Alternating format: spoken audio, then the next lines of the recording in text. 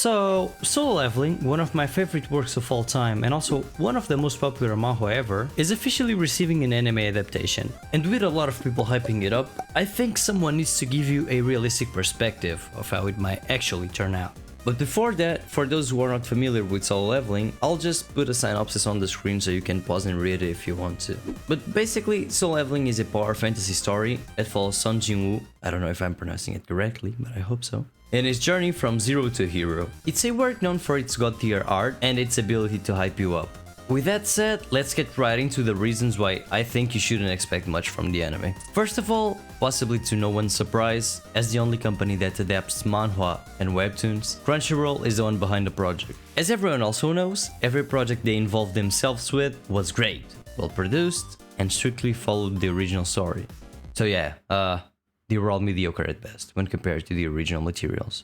And I'd love to tell that Solo Leveling will be different, but I don't want to build up false hopes inside you. Crunchyroll has a terrible record with adapting manhwa into anime. God of High School, Tower of God, Noblesse. It's a 100% failure rate if you consider how good the original materials are when compared to their anime counterparts. To be honest, I don't know how much of it is Crunchyroll's fault. You may argue that it's the staff's fault, to which I'll say Crunchyroll is the one to decide where to invest its money, which, in my opinion, makes it mainly its fault. But whatever the fault may be, there's clearly something wrong somewhere in the process. But anyway, with Crunchyroll's manhwa history out of the way, we can now dive deeper into the studio and the staff that will be involved. The studio in charge will be A1 Pictures, the one that was responsible for animating series like Fairy Tail, Sword Art Online, Natsu no Taizai, before it got bad, and a few more big names. They lack no experience in animating power fantasy fast-paced anime series. But with that said, I don't think they have what it takes to properly animate this show, for a couple of reasons. First, the complexity of the shadows and the dungeon monsters that will probably make them either have to be CGI, an area where A1 Pictures doesn't really venture themselves except for 86, but we can't really compare mecha CGI with living being CGI. Or A1 is greatly focused on this project and also has a great budget and a long enough time frame to be able to make them 2D. Things I highly doubt will happen, especially judging from the fact that we don't even have an animated trailer yet. The other reason being how large scale the fights can get, either the Shadow Army or just the dungeon breaks. I find it really hard to believe that A1 will be able to reproduce the amount of detail from the manhwa, based on the same reasons as the previous one. Okay guys, this is a small interruption from the video. It's editor Daichi here, and I've got some news for you. So I recently found out that the Solo Leveling anime is going to differ from the novel and the manhwa in at least two aspects. One is the country where it takes place, from Korea to Japan, and the other one is the nationality of the protagonist, from Korean to Japanese if it wasn't obvious. There's also been a lot of controversy around this topic, but I don't want to get into that. If you're curious, just search it because it's everywhere. The reason I'm putting in this editor note is because I wanted to address the fact that they're already changing the story as another reason to believe that the anime won't be great. But anyway, with this out of the way, let's get back to the video. Now, let's talk about the staff. Which, by the way, don't worry, if you don't know what each role does, I'll put a simple explanation for each one of them on the screen.